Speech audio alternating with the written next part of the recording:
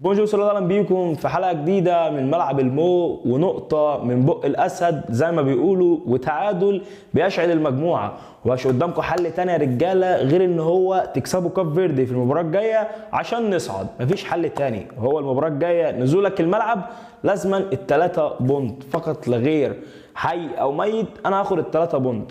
تعادل النهارده مع غانا في مباراه فيها كميه اخطاء، اذا كان خطا في التشكيل هنتكلم عنه برضو، ونفس الاخطاء اللي عملها روي فيتوريا الماتش اللي فات مرضيش يعدل منها. وعلى راس الاخطاء دي محمد النني ومحمد حمدي برضو.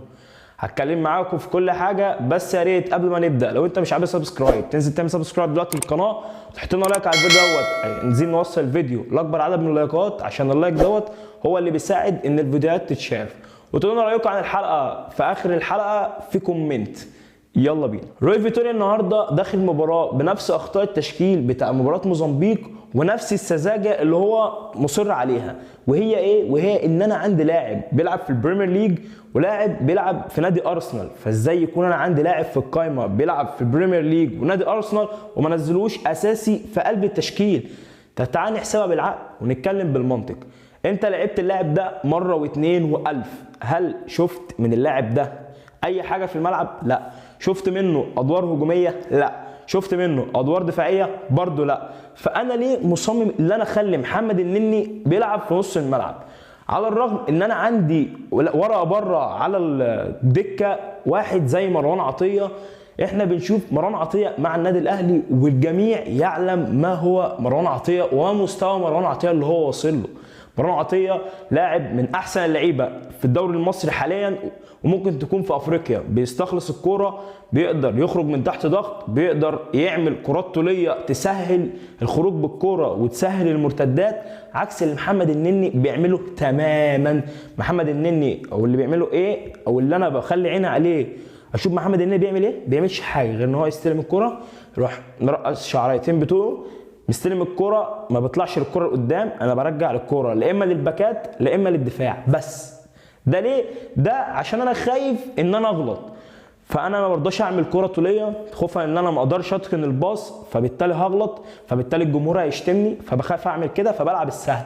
طب انا بلعب السهل لقدام؟ لا، انا بلعب السهل لورا بس. فانا شايف انا خايف اغلط، فخوفي من الغلط ده في حد ذاته غلط. فانا مش عارف ليه روي فيتوريا. انا النهارده اول ما شفت التشكيله الكل يعني ال 100 مليون او ال 120 مليون متوقعين، او كل الناس اللي بتشجع كوره عامه متوقعه ان اللي هيكون في الملعب هو مروان عطيه.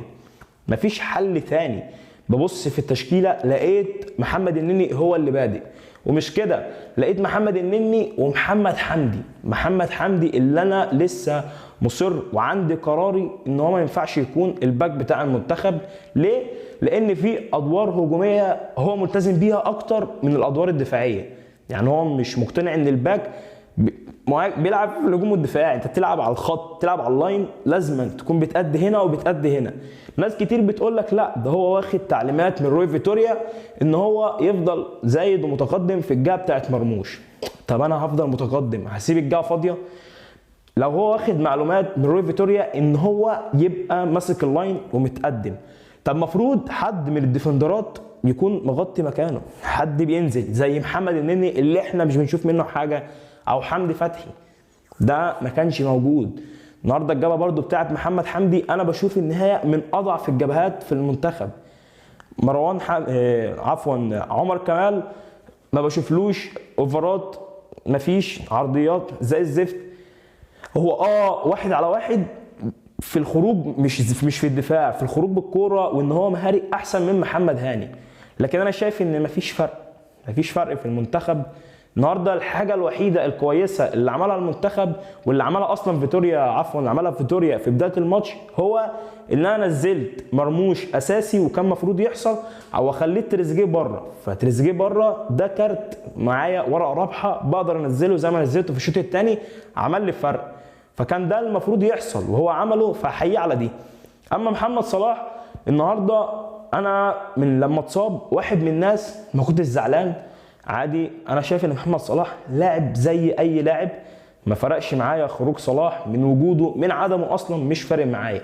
لما مصطفى فتحي نزل مكان محمد صلاح شفنا شكل للجبهه بتاعت محمد صلاح اللي هو كان بيلعب فيها، شفنا ان مصطفى فتحي بيستلم ويرقص ويعدي، عكس ان في واحد تاني شفنا، عشان في ناس برضو انتقدت ان هو بيبقى خايف على رجله.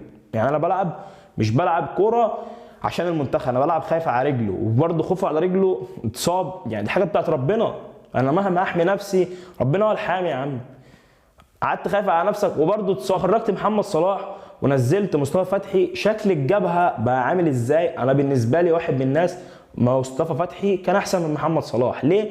مخلي شكل للجبهه، واحد بيستلم بيرقص بيعدي عامل خطوره. وبرده لما خروج والنني خرج ونزل مكانه تريزيجيه، المنتخب شكله عمل ازاي؟ بقى فيه خطوره اكتر من ما كانت، بقاش فيه لعب تكتلي زي ما كان موجود صلاح، بقى فيه لا مركزيه في خط الهجوم. شفنا مرموش كان بيقطع بياخد اللان كله قدام منطقه 18 وشاط كوره الحارس طلعها خضت غانا.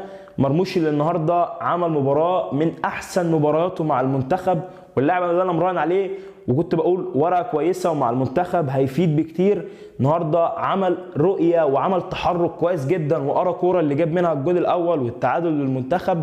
اي نعم ما لحقناش نفرح واتخطفنا. محمد قدوس لاعب وسط هام، عمل ايه مع غانا؟ جايب جولين وعامل اداء مع غانا ومظبط الكلام.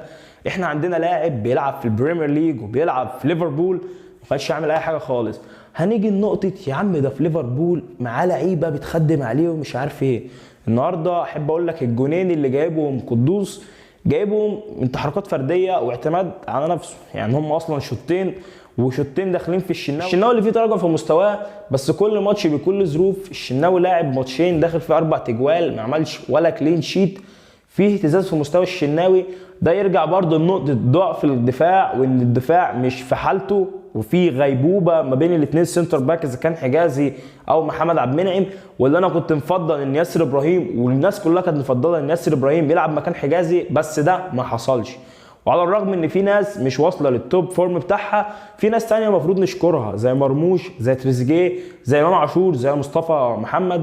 الناس دي عملت اللي عليها والزياده، وخاصه امام عاشور. اي نعم شفته كذا مره بيفقد للكوره، بس عامل مباراه كويسه، عامل مباراه جيده، كان بيعمل كميه تاكلينجات، وغير الضرب اللي كانوا خدوا من لعيبه غانا.